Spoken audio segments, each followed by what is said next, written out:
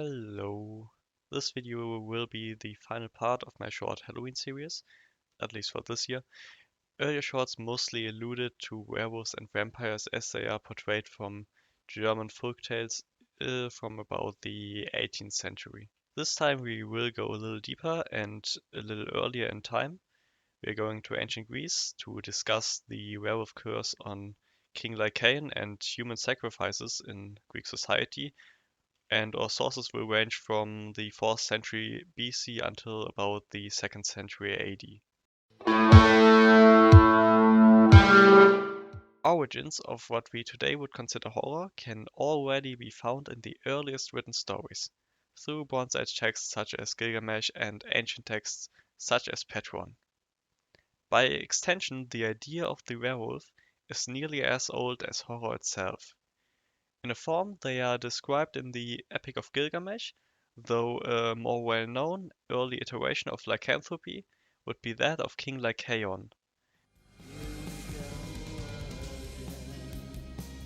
There are multiple versions of this myth, we will cover 3. In the 2nd century AD, Pausanias gives us a very short summary of the myth, which I will cite here through a translation by W.H.S. Jones.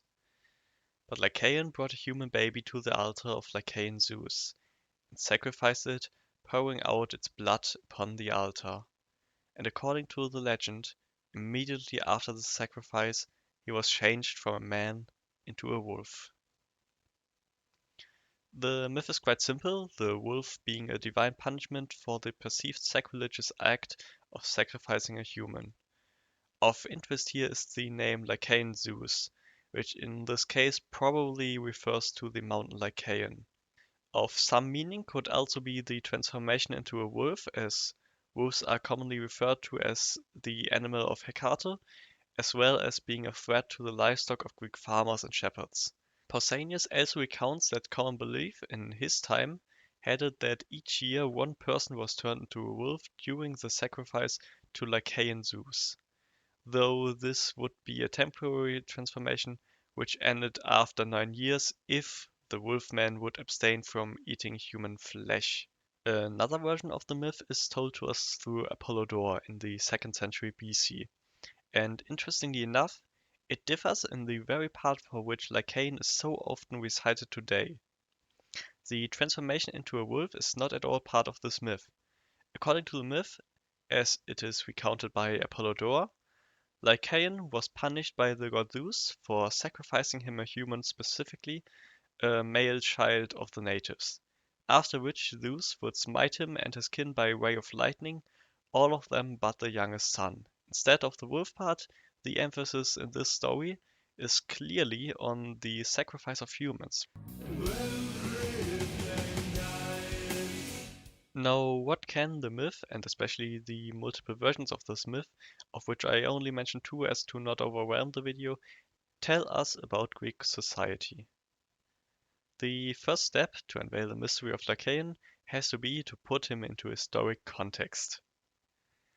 Lycaon, according to the De Novae Pauli, which is a scientific encyclopedia, was the first mythical king to Arcadia in Greece, whose lineage is said to include the founding heroes of multiple cities in Arcadia. Furthermore, our written records suggest an actual history of human sacrifice in the area of Arcadia. Such is reported, for example, by Pseudo-Plato in the Minos, who reports first that the Carthaginians would sacrifice humans to then put the same blame on past Lycaons. Quoting him is, "You know their sacrifices, Greeks though they be, and as to ourselves too. You know, of course, from what you have heard yourself, the kind of laws we formerly used in regard to our dead, when we slaughtered sacred victims before." Other authors also defend the idea of religious human sacrifice in the name of Zeus around Mount Lycaeus in this time, though its earliest mention is found in Plato's Republic, who mentions it in a more indirect manner, as if it was a well-known fact and part of the consensus of his time.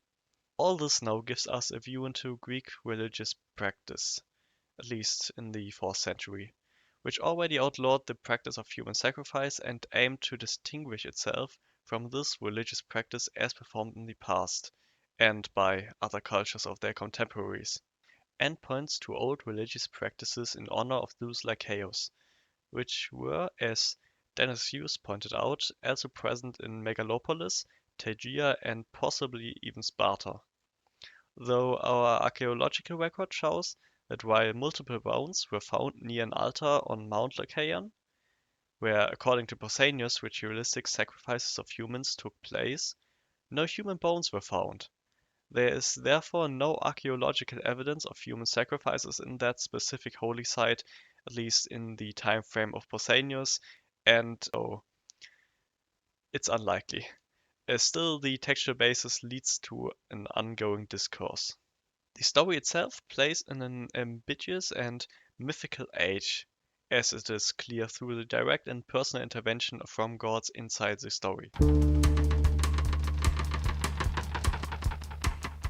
And in a historical social sense, the myth probably at first functioned as a warning against the shunned religious practice of human sacrifice, since it would lead to divine punishment.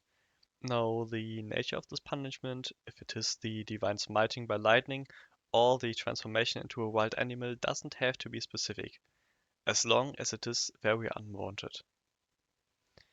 My personal position on this topic is that while human sacrifices make for a very compelling story, and we know of such rites in close geographic proximity, most well known in Crete, these are found with a big difference in time.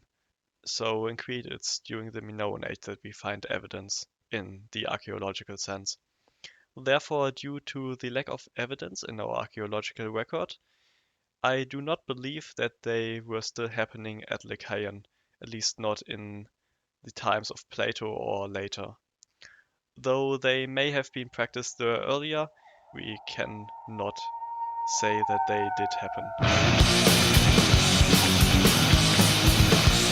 Sorry, you have to see me right now. I'm a little bit on the run, so I can't be bothered to activate the VTuber avatar right now.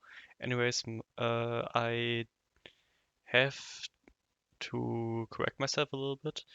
I said that there was no archaeological evidence that suggests that there were human sacrifices on the mountain. Or more specific, I did say that there was no evidence to suggest that they were happening in the times that we are discussing, but we do have evidence which was found quite recently in, I think, 2016, that suggests that there were human sacrifices earlier, about 1000 before Christ. So, yeah, there could have been human sacrifices on Mount Lycaeus, though not, though again, not in the time frame we are discussing. So it doesn't matter to our.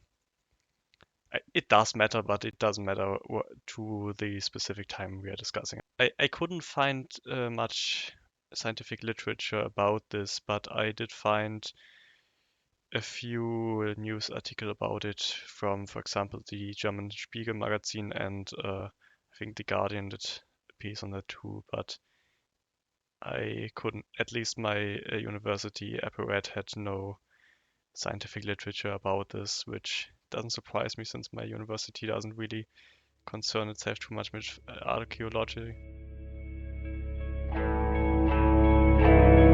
Anyways, thanks for putting a little more time into watching this than my regular shorts, so thanks. Appreciate it. And yeah, I guess have a nice Halloween.